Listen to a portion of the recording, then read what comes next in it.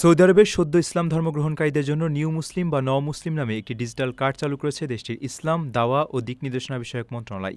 তাওয়াক্কালনা অ্যাপের মাধ্যমে এই সেবা প্রদান করা হচ্ছে, যার ফলে নতুন ধর্মগ্রহণকারীরা খুব সহজেই তাদের অফিসিয়াল রেকর্ড দেখতে ও যাচাই করতে পারবেন। রোববার দেশটি ইসলাম বিষয়ক মন্ত্রী ড আব্দুল লতিফ আল শেখ আনুষ্ঠানিকভাবে এই ডিজিটাল সেবার উদ্বোধন করেন।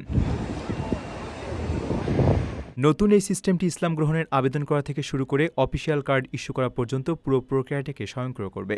কোনো ব্যক্তির আবেদন অনুমোদিত হওয়ার সঙ্গে সঙ্গেই তাওয়াক্কালনা অ্যাপে স্বয়ংক্রিয়ভাবে তার ডিজিটাল কার্ডটি যুক্ত হয়ে যাবে।